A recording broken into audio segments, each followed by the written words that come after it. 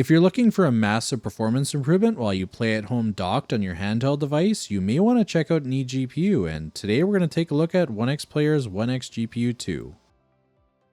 By the time you're watching this video, OneXplayer has just launched their OneXGPU 2 featuring the AMD 7800M. We're going to go through some gameplay tests. I'll cover how you connect this to your different devices like the ROG Ally and Legion Go. We'll cover the specs, and I'm going to share some opinions on this device. But I know you guys are all here for the game test, so let's jump straight into that. We're going to compare the Ally X unconnected from the eGPU versus the Legion Go connected through USB 4 and my X1 connected through Oculink. In Horizon Forbidden West, we're getting under 30 FPS with the Ally X. We're getting about 4 times that with the USB 4 connection on Legion Go, and about 5 times with the X1 and the Oculink. For Cyberpunk, it's not quite as dramatic. We're getting about 2.25 times on the USB 4, and we're getting about 3 times the FPS on the Oculink connection.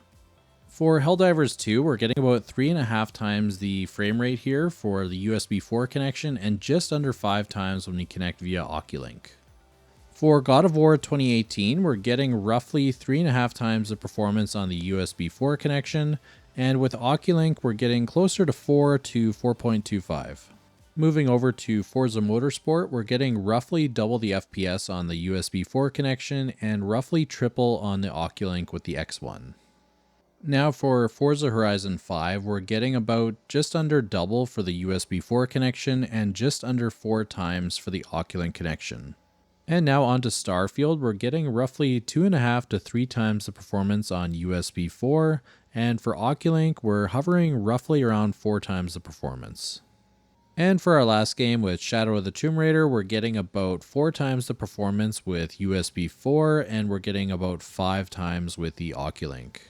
As you can see from these gaming tests, you're getting multiple times the performance depending on which connection you're using. So if you're using USB 4, you can expect anywhere from 2.5 to about 4.5 times the performance. And if you're using Oculink, I think the range was roughly 3 times to about just a little bit over 5 times the performance. Of course, these settings I have here are not necessarily what I'd recommend playing. I would never push the base Ally as hard as I did in these tests. And truthfully, I'd probably turn down the settings a little bit and switch to either 1440p or 4K and play from there.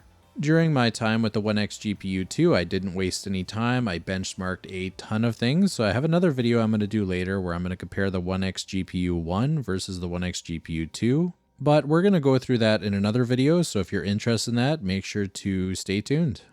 The OneXGPU 2 is compatible with a number of handhelds. I use these 3 in this video, the ROG Ally, Legion Go, and my OneXplayer X1.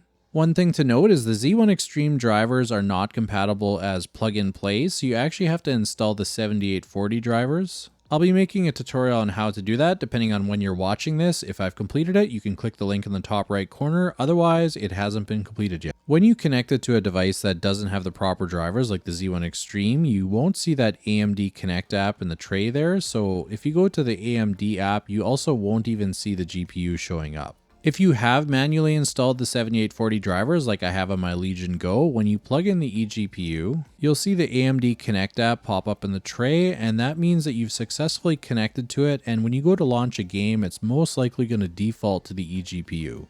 And if you go to the AMD app, you'll also see that your eGPU is showing up now, so that means that you've successfully connected it and it's working as it should be. If you're using an AMD device with a 6000, 7000, or 8000 series chip, it's just going to be plug and play. You plug in your cord and it will automatically recognize it. If you're looking to connect with USB 4, you can use it with most handhelds like the MSI Claw, Legion Go, Ally X, and a number of the Chinese brands. I think you can use it with almost all the Chinese handhelds. At least any that have the 6800U and above. A quick note for the ROG Ally, it's not compatible with last year's model. That one did not have USB 4, it's only compatible with the Ally X. If you're looking to connect with Oculink, there's a few devices that support it, like the OneXplayer X1 here that I'm using. Ayaneo has some, as well as GPD. Aside from that, I've seen it in mini PCs, so you may be able to use it there as well. Something to note for Oculink, it's not like USB 4 where you can just unplug it and you're not really going to have too much chance of any kind of issues. Before you unplug the cords, you have to fully shut down the system and then turn off the eGPU, remove power, and then you can remove the Oculink cord. And it's the same for setting up oculink. Make sure there's no power attached and nothing is turned on. You can plug in the oculink to the eGPU, and then you plug it into your device. Then you can add the power source for the eGPU and turn it on. And finally, you can turn on your device. If you don't go in this order, it's not going to work. And another thing to note is when you're shutting down your eGPU, you need to make sure you remove your power source when you're using oculink. Otherwise, it's going to keep running and you're going to overheat your eGPU. So oculink, always fully shut down, remove cords. USB 4, you don't have to worry about that. Doing a quick overview of our I/O, we have our power adapter plug-in, we have our USB-C, we have oculink right below it, we have HDMI, and then we have 2 display ports. And right above that, we have our micro SD slot, we have 2 USB-A ports, and our Ethernet. And then if we take a look at the back, we have a slot for an M.2 SSD, so you can put a 2280 size in here if you'd like. And it has a nice magnetic cover, so all you have to do is line it up with the magnets, push it in, and you're good to go again. And lastly, looking at the front, we have our power button, we have a turbo button, and we have a button to change the RGB color. And now to wrap things up, just what are my thoughts on this? So I've had about a week with this device. I've tested the performance. I've done like 350, 360 benchmarks that I'll be showing you guys in other videos. So needless to say, I've got to know this device fairly well. And I have to say, I really like it. I'm probably going to be replacing my OneXGPU 1 with a OneXGPU 2. I was seeing as much as 40 to 50% increase in FPS when I was playing certain games. So it's a quite significant upgrade from the previous model. And honestly, the OneXGPU 1 is my most used device that I have, my most used accessory, if you want to call it that. I use it for editing, I use it for gaming when I'm at home. And because it's so small, it fits into my TomTalk bag. And you can actually fit the OneXGPU 2 in the TomTalk bag, but it's a little bit of a tight fit. Just make sure you don't drop it if you use it, because there's no room here. It's going to be right to the edge of the bag. So my personal recommendation, if you don't have a gaming desktop and you're just using your handheld, kind of like myself, this is a great addition to your setup. I use it, like I said, I use it at home. I connect to my monitor, sometimes the TV. And yeah, sometimes you just want to play a little bit higher settings. You don't want to just kind of sacrifice like we always do with handhelds. You always have to turn down to low settings, maybe lower the resolution. When you have the eGPU, you don't have to really sacrifice quite as much. So if that fits your use case and your situation, I would definitely recommend picking this up. It's a great device. It would be probably one of the best mobile eGPUs that you can get right now, as far as the pre-built ones that are very mobile. And personally, I'll be purchasing one myself. I might not buy it right away during the campaign, may pick it up a bit later, but I definitely have it in the plans to pick one up in the next couple months. Couple of questions I usually get is what the fan noise is like, and it's kind of hard to demo. I didn't think of it at the time when I was testing, so I don't have a mic recording of it. And for me to just get it going, I'd have to get a game started up and really tax the system. The best way I could describe it is it's a little bit louder than the previous OneXGPU, but it doesn't have a weird coil whine or whatever like the previous one did. It's just sounds like just air flowing through, so it's not really annoying.